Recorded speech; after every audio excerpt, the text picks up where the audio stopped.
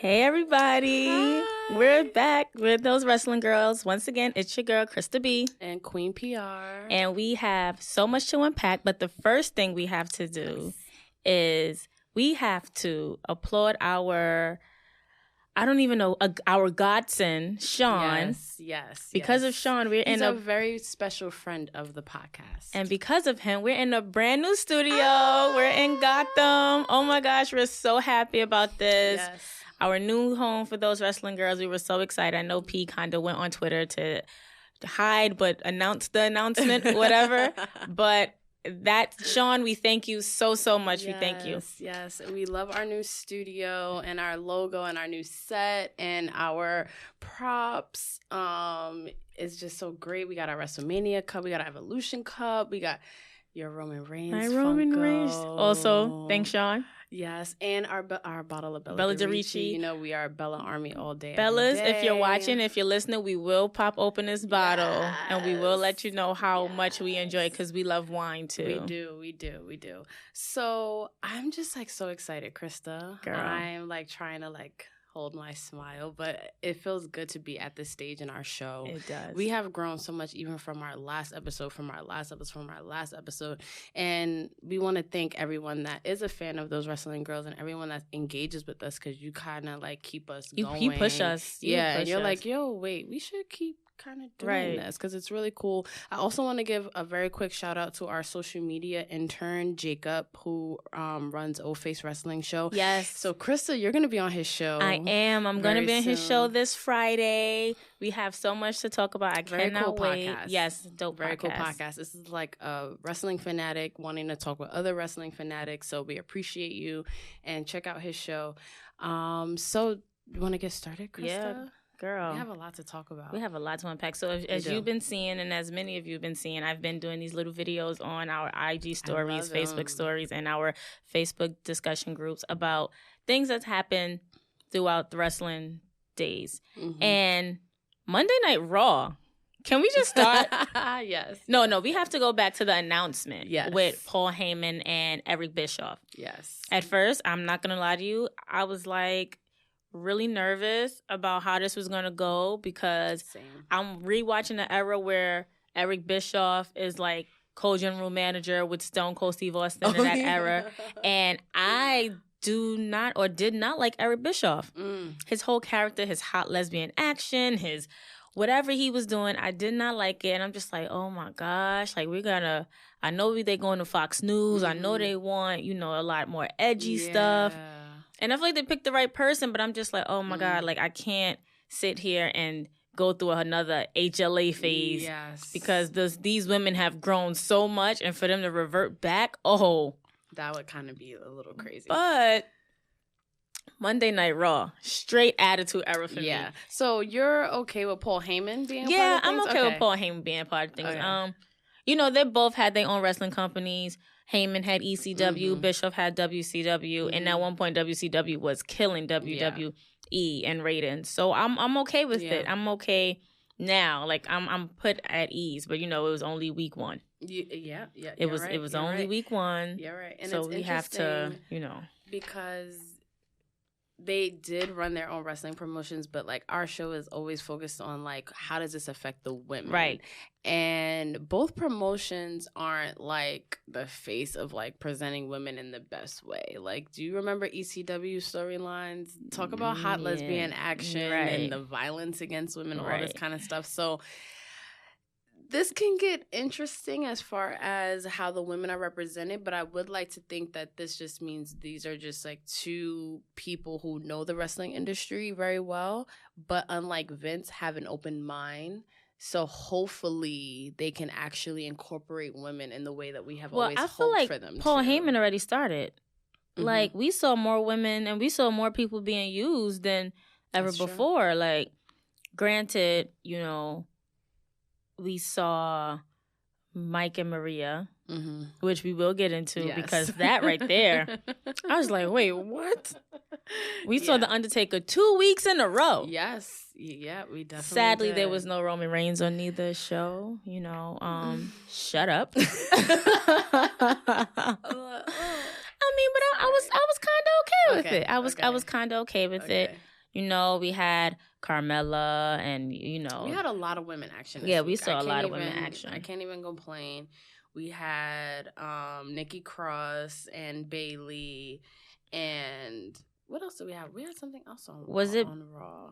I don't think we did see Lacey Evans, but she didn't. We did see fight. her briefly. We did get. We'll get to that cringy promo with Becky and Seth and Maria and Mike.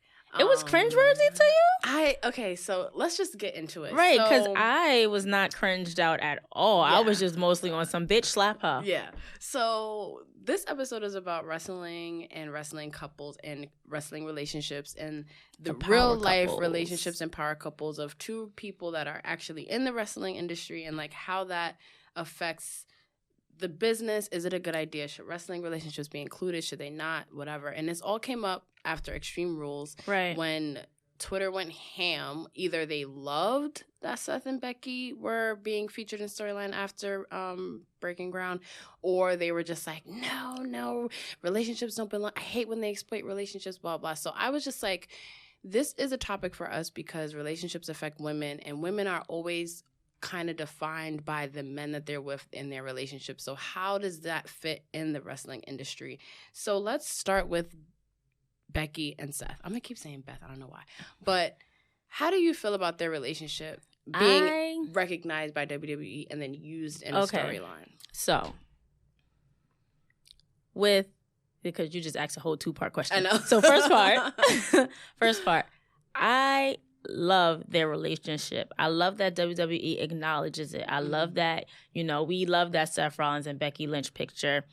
Like, I feel like if it wasn't a creep move, I would definitely have it as the wallpaper or something on my phone or whatever. I love how they, even from when we talking about in our previous episode about the documentary and how he was so supportive and things of that nature for her, I love that aspect. What's starting to bother me is the fact that every 5 minutes is, Becky Lynch's boyfriend. Yeah. Becky Lynch's boyfriend. Michael Cole, their boyfriend and girlfriend, right? Right. Like, it doesn't need to be said every 5-10 minutes. Yeah. But it's also a dynamic change because usually it's, the girlfriend. It's, so-and-so's girlfriend. It's usually that. Like, they give that man that upper hand and leave that woman as that title. So now that Seth is the man's man. Yeah. Which is cute. All right, we get it. Stop overloading. It's like they're doing that Roman John Cena push. Stop it. Yeah. We don't need it. We don't want it. We acknowledge it. We appreciate it. Yep. Let's keep it pushing. I also feel like including it in the storyline, I don't feel like it's forced. I feel like they have great chemistry together. I feel like it can work, but just leave it after Extreme Rules. Okay.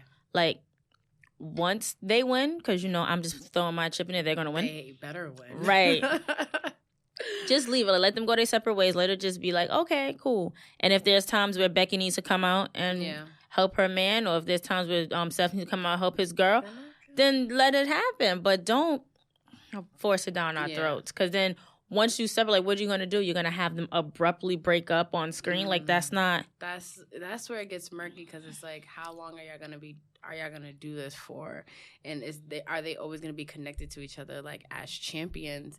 And so on Monday, the reason why I felt cringy is because I was in a couple, and my boyfriend and I at the time I am not a lovey-dovey, mushy person in public. Like, that's just not us. Like, me and my boyfriend always seemed like really, like, just buddies, best friends, da-da-da.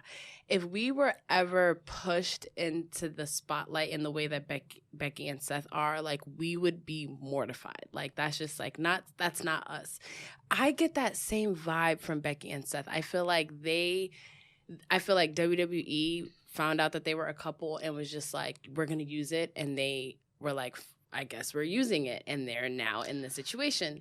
And there's a lot of parts of just, I don't know. Like, I just don't feel like they would have chosen to put their relationship. I don't think they would have chose that either. I think I see them as very private. I see them as a couple that is very, like, dude-ish. Like, I can see her punching him in the balls and, like, them, like, I don't know, like, their dynamic reminds me of dynamics I've had in the past where it's just like, we're not that couple. Like, we don't need to be that. And I think WWE wants to capitalize on it, and they're just like, fuck it, we're going to use it. I don't think it was, that's just my theory. I mean, you're right. I don't see them as the mushy type. I feel like, yeah, they're best friends who just happen to be in a relationship that works. Yeah. You know? Yeah. And it's like that. Like, I'm in a relationship now. And, you know, me and mine, we have our moments where we want to be all holding hands and stuff. And we have moments we just walking next to each other laughing and joking. Like, you know, you've seen it. Yes. Like, it's not, it's nothing that's just going to be, okay, we're going to put you in front of a camera. You're going to be, okay, go. Right. Y'all are a couple now. And tickle her and kiss her on the cheek and do these little innuendos or do these little spills, but you know y'all live together. Like, it just doesn't seem natural to me. It doesn't. I think that's what it is. Not that I'm not enjoying it. Do not get me wrong. I'm with you. Like, I hope that it's short and sweet. It's like, okay, Extreme Rules. Yeah, beat Lacey and Baron Corbin, and we keep it moving, and everybody goes their merry way. But you know, WWE, they might just do something different. Right. Well, I hope Paul Heyman just like doesn't, because he's, you know, executive and creative. So I just feel like he doesn't carry this on long. Yeah, we'll see. Next set of power couples who just happened to pop back up is Mike and Maria Kanellis. Yes. And so we were having a debate on Facebook in our discussion group about how a follower of ours said that he didn't like the fact that Maria belittled Seth and Mike. I don't believe that she belittled him. I don't like this double standard. Same. And I called it out. Like, oh, it's okay for a woman to be called this, that, and the third, a hoe, like all of this on national TV. But when Maria says, oh, bring my bitch and you bring yours, it's a problem. Like, men can be bitches. All, big ones. Did you see Mike Kanellis having an issue with anything? Not at all. No. And she said, me and my bitch, Mike was like, yes, I'm with it. So it's just that fucking fragile male ego where it's like everyone's just like, oh, there's a better way to go about it than disrespecting them. It's all about like how the men were disrespected. How are the men disrespected? Because for once they're the second fiddle to the woman, right? Is that why they got, like, I don't see how they were disrespected. Like, the term my bitch is like my friend, my homie, and take it how you want. No, it's like a take it how you want type of term. Yeah. So if you feel like he was belittled, then that's your feelings. Yeah. Like, I feel personally like he wasn't. I feel because if the shoes on his foot and Mike would have been like, all right, Seth, you bring your bitch and I bring mine, that whole disrespect right there, fights, right? Real fights, right? Not even like on script, off script fights would have happened on camera because you're not gonna sit here and disrespect my woman. Like a woman can, because you know I can't hit you like in the terms of me being like Seth or Mike, but let Mike had said, "Oh, Becky's a bitch." Excuse me. That TV in the back would have had his face to it. Yeah. All right. But I think it was good because I liked that it showed that the women in these relationships were the dominant ones. The dominant ones. Like, they were the alpha personality in those two relationships. And I think that's dope. And I think that it's dope for WWE to showcase that kind of relationship for once. Right. And Maria Kanellis and Mike Kanellis, like, that's their shtick too. Like, people were acting like that's so out of for their character. Like, no, he was always like took her last name. Like, I'm pretty sure he's okay with, you know, like where they're positioned in their relationship. Right. Like, and I actually have more respect for Mike than I would, because he's able to kind of like take that second fiddle and be like, you know what? Yeah, I guess I am my wife's bitch. Right. But I mean, it got kind of crazy in the ring though. Okay, when she announced that she was pregnant. And I'm like, wait a minute, what? That was so weird. But I read that the pregnancy part is true. Yeah, she's actually pregnant. Which they found surprising because once you announce you're pregnant, they don't allow you by the ring or anything like that because of whatever could happen. Look at how many times the cameramen fall. Yeah. So to have a pregnant one by the ring, and for Becky to just, you know, tap the belly and be like, all right, cool, you good, you got it. That was such a surreal segment. I haven't even rewatched it because I'm literally watching it like, what the fuck? Yo, what is happening the whole time? I'm like, when Maria gets in the ring, I'm like, what is happening now? And I like the part when the whole mic thing and she couldn't turn the mic on, and I like that part. I mean, I feel like she killed it. I'm sorry, she did. I think she killed it. And at first, you was just like, oh yeah, Maria's back, and then I was so about to tweet, why is she relevant? But then I started to look because, you know, around that time, I kind of fell off because what they were doing with the women, I wasn't appreciating it. Same.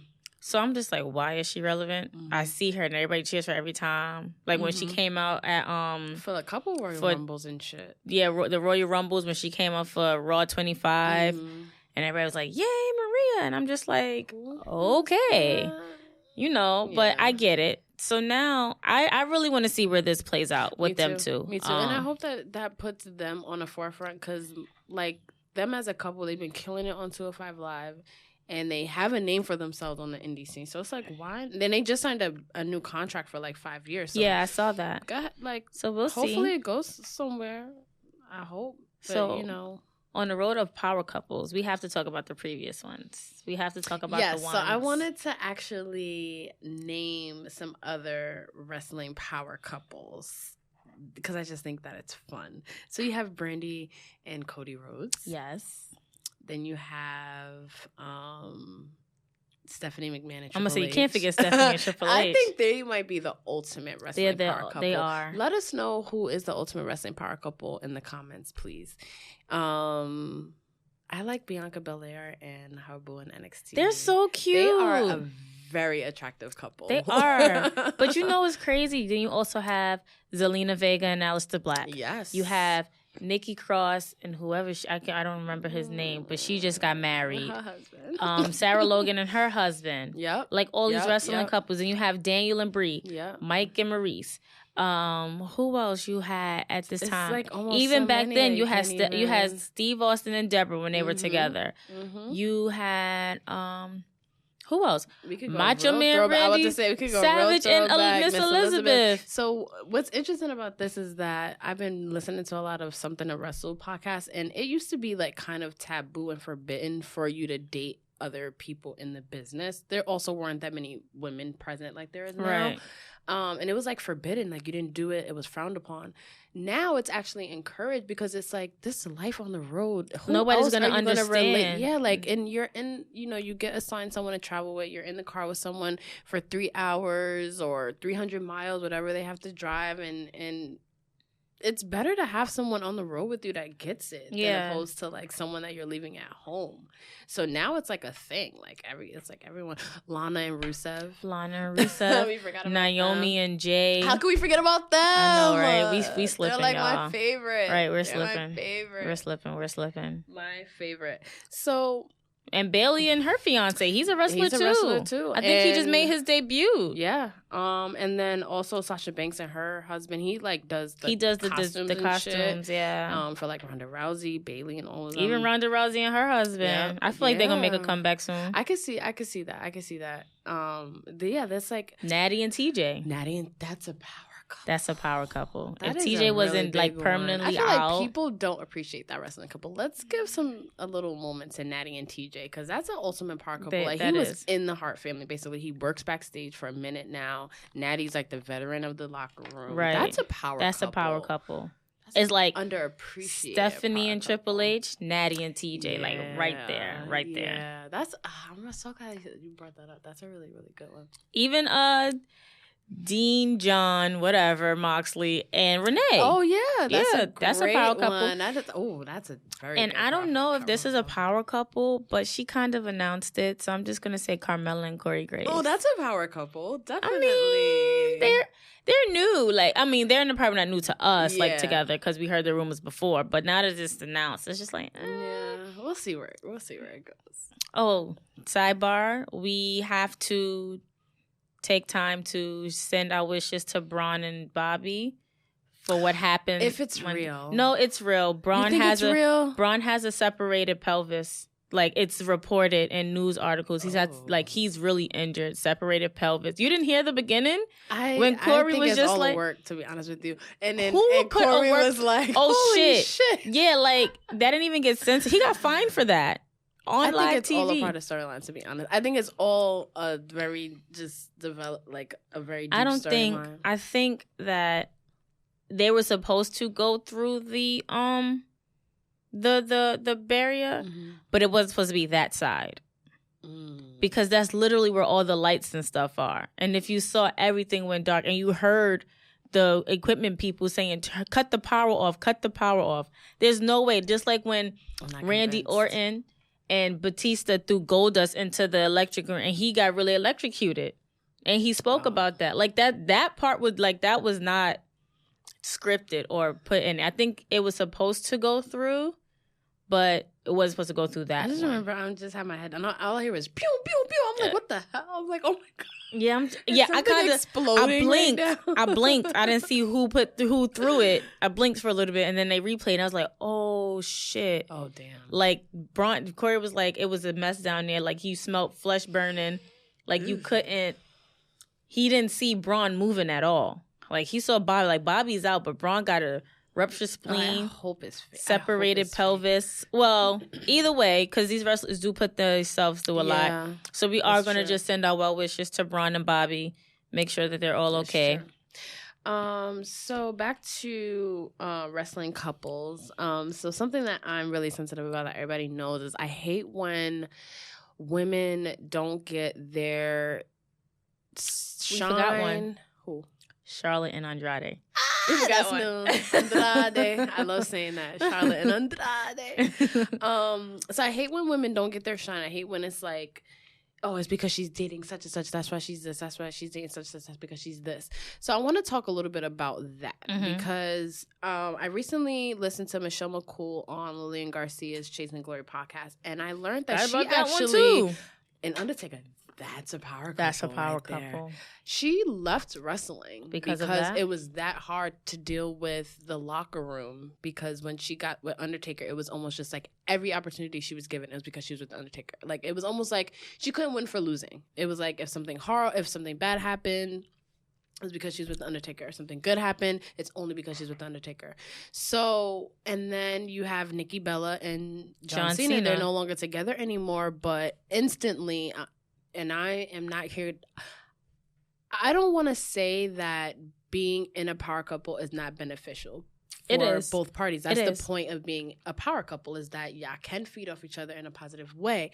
But men are never scrutinized in the same way. It's never like, oh, Jay-Z because of Beyonce. Like it's always the other way around. Like, oh, Nikki got a push because she's dating John Cena. Like, why can't women ever just do their thing, and who they go to bed with just happens to be that person? You know what I mean? So I don't know. I kind of want to talk about that because it also bothered me that at the first Royal Rumble ever, Women's Royal Rumble, when Michelle McCool and like Nikki Bella came out and they were like chanting Undertaker and John like their Cena. husbands' names, and I think that is so fucked up. Yeah, it is. Like I don't like it. Is. Like see the women for who they are instead of for who they sleep with or who they wrestle with. Like, because nobody does that to Maurice. Yeah. Which nobody does that to Brie. You understand? And Mike and Brian are very good wrestlers. And they have that push. They're up there with John and Undertaker. But they still get, I feel like the women, they still get that whole, like, because of, like, Brie got that because of Daniel Bryan. She got the push because of this. But Daniel Bryan I'm talking about the chanting of, like, the names when you're in the ring. Oh, yeah. They don't get that. They don't get that, but they still get the shadow of, like, oh, it's because you're with Daniel Bryan, or it's because you're with The Miz, or even why did Maurice come back to be The Miz's sidekick? You know what I mean? Right. So, but how come people don't say the same thing about Mike? How come they don't say the same thing about how come they don't chant Michelle McCool when Undertaker comes out? Like, why do the women always gotta have that that stain of like who they're dating? Because misogyny, and sad to say, misogyny rules in that way, in that field, in that line of work, to be honest. Because if you look at it, way back when, the women was used as side shows. Yep. Like, they really had to prove themselves, like, day in and day out, and still used as side shows. So remember when Sasha was crying and she said, we went from being the bathroom break to being seen in, a great-ass match, that triple threat match. So, I mean, it takes time. But you're still going to have those ignorant-ass audience members that you're always going to chant. Like, you can't change who they are. But we see we see the women for who they are. Like, we see how great Michelle McCool... Oh, shit, my bad, y'all. We see how great Michelle McCool was and is in the ring. Even when she came back at Royal Rumble, she eliminated, like, how many people? A lot. She eliminated like damn near, I want to say between 5 and 7 or 7 and 10 people, definitely. women. I think she still holds the record if I'm not mistaken. Yeah, I think so too. So, we see them. Yeah. Like you can't really change the ways of people. Mm-hmm. Can't teach a old dog new tricks. It's true, and I do see that changing a little bit only because like I look at Nikki Bella as an example. Like she's only gotten more successful, more visible since her and John Cena broke up. And I think she actually worked harder because people thought that she only got a push because of her and her sister because of like who they were with. But wait. they do chant Becky when Seth is in the ring. But she's the man. Like right, but he's the man. But it's the same thing, you understand? Like I feel like now they're trying to switch it with them too. Mm-hmm. Like Seth is going to be more so recognized for being Becky's boyfriend. Mm-hmm. Oh yeah, and that was gonna be like my next as a wrestler. Yeah, and that was gonna be my next thing is the shift because now we have a power couple where the female in the relationship is the way man. more high profile at the moment than the boyfriend. So I'm curious to see, and that's why I like Maria Kanellis and Mike coming into this because it brings that same dynamic of in this relationship. Maria Kanellis is the more famous one. Like that's who you recognize. That's who it is. And not the same thing, but Becky is kind of like the one that's like on top of that relationship. So that's why I like that, and I'm curious to see how they go with this because Seth is kind of playing second fiddle to Becky. And I feel Becky, Bailey, you better watch your mouth. It's only B. I'm sorry. I think he's playing second fiddle. Yeah, and I think that he's okay with it too. Like he wants to give her shine. He knows the shit that she's been through. I love he knows how hard she had to fight to get to where she is, and he knows that she did it on her own. Mm-hmm. So go ahead, Seth, be the backup. I love that, and I think he also sees like, you know what, men get enough shine in the WWE. They don't have to claw as hard as women do. So you know what, my girlfriend has a spotlight. I'm gonna let her fucking bask in that spotlight, and just the way he looks at her is just like, oh my god, right? It makes you want to give your significant other a side eye, like why you don't look at me like that? Right. Oh, okay. Right. Yeah. Okay, so I now want to get into using how real life relationships do blend into storyline, and just kind of just chit chat about past storylines that are just so funny to me. Chyna and Triple H. Ooh. Now that was a wrestling couple, mm-hmm. and we all know how that went. Ended. Mm-hmm. So that was another one that kind of was affected by it. Then you have Edge, Matt, and Lita love triangle. Oh, you got that messy situation. The lines got a little bit blurred. A lot of bit blurred. People were fired and fighting in real life. They got rehired just off the strength of that storyline. Right, just off the strength of that in real life. Yeah. Then you got Stephanie, Randy Orton, and Triple H. But was any of that best in real life though? The real life had to carry over into the storyline. Yeah. Because once, Randy Orton kept, doing things to Stephanie, Triple H had to come out. No fuck. He didn't. Triple H had to come out and say, hey, Stephanie's my real wife.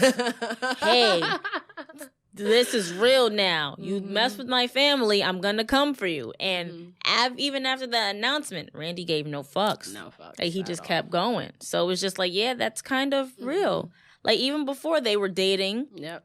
And then Stephanie had to go to SmackDown because Vince didn't want them together after he approved. So, yeah, yeah. I feel like for some reason that's like my favorite storyline, though. I need to rewatch that. Yeah, because the lines are blurred. And I think what's interesting about talking about wrestling relationships is that it kind of talks about like a lot of aspects of wrestling, of that blurred real life, what's real, what's not real. Then it has to deal with like relationships and love stories. That's always been a thing in WWE. Love stories, love triangles, weird ones, all that. Very weird, all that kind of shit. So I like to bring up Lana and Rusev a lot because I think they deserve a run. They do. They need another one. They really do. And it sucks because they work really hard and they're really dedicated on their craft. And it just seems like they can't win for losing. But they'll be in AEW soon. I can see them thriving in AEW. So they actually got in trouble a few years ago because they were in a storyline where Rusev was with Summer Rae. And Lana was with Dolph Ziggler. Yeah, and they were in a real-life relationship, Lana and Rusev, and then they got engaged, and Lana posted it on social media. And they actually got in trouble for that because it's like, yo, you're breaking kayfabe. Exactly, so kayfabe comes into play. How do you feel about that situation? Or do you think real-life relationships deserve a place in wrestling? I don't think... I mean, I feel like it depends. Because, like I said, I'm here for the Becky and Seth angle because they are a real life couple. Yeah. But then they also bring it into the ring. Yeah. Just like I was here for John and Nikki against Miz and Maurice, or Brie and Brian against Miz. Like, it depends on the situation. Yeah. Now, if you know you're in a storyline to where you guys are separated or broken up as a couple, you dating other people, and I know you want to share your real life, but sometimes your real life is not even yours when it comes down to this business. So things like that, I feel like she should have waited a little, like when they got back together, because I feel like that storyline of them breaking up with the Dolph and Summer to get back with each other was a little bit too fast for me, because it was actually a good run. And then after that, Summer Rae was nowhere to be found. Yeah. Yeah. So that's interesting too, because their thing is like, well, this is our real life, and that's the storyline. So that goes again to bringing up like social media and the wrestling industry is just like where are there lines anymore? Because the first time we heard about Seth and Becky's relationship was he posted a picture on social media. That was our way of confirming their relationship. So no, Becky said something first. She said something, but then Seth posted the photo to be like, like we're actually seeing this. Like, even though I called it when we were at Hall of Fame. Yes, I called it. We were like this close. We were to like, too. Their chemistry. We see. Yeah, I said, they're dating. He was like, no, they're not. I said, yeah, they're dating, bruh. Yeah. I called it. My predictions be they really dead on. Really like, I just need to be a WWE predictor, and that's it. Like, I don't even know if predictor is a word, but I'm making it one. No, it definitely is one. So you say you're fine with real life relationships being included? I'm saying it depends. Okay. It depends. Like, all of them don't need to be there. Yeah, I agree. Like, I am fine with, like, another example of, like, Zelina Vega and Aleister Black. I am fine with them never coexisting in the wrestling world. Their characters don't even go together. They don't. It would really be, like, a forced situation. And I think Becky and Seth are different because they're, like, top people that we've gotten to know over the years. Right. Like, Seth and Becky exist alone, and I think that's why it works for me, because it's just like Becky Lynch is gonna be fucking Becky Lynch, and like Seth is gonna be Seth regardless. Exactly. So I think, and then they're both the champions, so it's kind of cool. Like, my man's the champion, my girl's the champion. Dope. Like, we go home with the same belts. We go home like that's dope. I love it, but keep it short and sweet. I don't want it to go past this pay-per-view. Right. Honestly. Me neither. I really don't, because it's just like, okay, and then. Yeah, I just hope they keep it, because those promos just seem so just like I don't know, like it's hard to watch, although I love watching it, but it's still just like fine. I'll be chilling. I'll be good. It ain't hard to watch for me. Okay, so before we wrap up, because this is a real short but fun episode, we need to discuss our prediction. No, do we want to discuss predictions for Extreme Rules, or do we want to... No, let's wait. If you follow our Instagram, we're going to do our predictions on our IG stories. And then we want you to actually weigh in on us, because there's a couple good matches on Extreme Rules. Like, interesting matches. Okay, being said that, I have to shout out Wind Down Podcast. Oh, yes. I love it. They gave me a shout out. We were on Twitter, and they were not for this Drew and Shane versus Undertaker and Roman match. And it's called Wrestling Wind Down. That's their Twitter. Yes. Love it. WWDCAST on Twitter. And I had tweeted, I said, maybe it's a Passion of the Torch type match. Because remember when Undertaker and Roman had that, now that's a cringeworthy match. I can't watch that again. Very cringeworthy. And Undertaker has said, he handpicked Roman to do that, to give him that torch. So, final thoughts on that match. Are you for it? Are you not for it? Even though it's Roman and I know how you feel about him, you're going to have to look past that, sis. I wanted Undertaker to retire when he retired at when WrestleMania he put his and put the hat in the ring. ring. You know, I love when things finish nicely like that. And I was fine with him retiring then. And then they keep pulling him back for matches. And it's just because, like, The Undertaker for me is, like, one of those things where it's, like, I need you to remain that Undertaker in my mind and my memories. Like, that whole just, like, untouchable kind of thing. And then seeing you, like, old and, like, not on your game. Let's just remember that this was all before the hip. He got a new hip. He moving like he ain't. But like he that back Goldberg match, though, they both. That was all. I feel like that was all Goldberg, and like a lot of the time, like Undertaker just was feeding off of him. Yeah, that was all Goldberg because he hit his head. Watch, and it's like we don't need to see. I don't need to see Undertaker in that way. Like there's been in the last 5 years, there's been more cringeworthy Undertaker matches than good Undertaker matches, and we don't need to see Undertaker like that. Like, just do an entrance every now and again. Like I don't need to see you wrestle. I mean, I'm here. Like I feel like being that we grew up in Attitude Era, it never gets old. Like all I'm waiting is for. You already know who I'm waiting for to pop up. Who? I'm jumping on his neck. Who? The Rock. Oh, like that's it. Like on his neck. Like all I need to hear is "If you smell," and that's it. Like I'll probably get arrested from trying to jump barricades. God. Like that's it. Like I need to. Even my aunt was just like, "Oh, so you know you just have a heart attack and pass out and die." I said, "Yeah, like that's just it." Like it that pop. Like when you hear your idols back then that come out, that glass shattering still, like, at Raw. Like, oh my God, I can't take Raw 25 was deafening when he came out.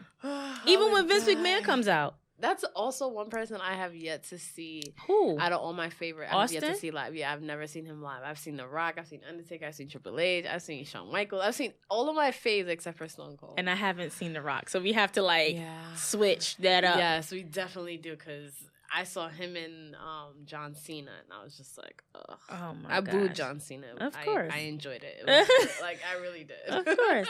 Okay, so back to this match. Like I said, I'm here for this match. I just don't want it to. I'm tired of seeing Shane a little bit. Like I don't want him to leave, but I'm tired of him trying to be the wrestler that he's not. Yeah, just stop. Every time he takes a bump, I feel like he's hurting. Dying dying on the outside. Forget the inside. And you can be a personality without wrestling. Like, right, he is. Like he's a great heel. More women. The McMahons are great heels. They are, but you don't have to wrestle. I don't have to see you on TV for a half an hour on both shows every week. That could be time given to like women. So to wrap things up, who are some women you would want to see more of? Who are some women you want to do a spotlight episode on too? Yes. So we're thinking Maria Kanellis, AJ Lee, Paige. Emma. Paige, I think she gets enough spotlight. No, she comes out. Remember the thing I tweeted you with the frustration and things like that. Like Paige has this whole story that we don't even know about yet.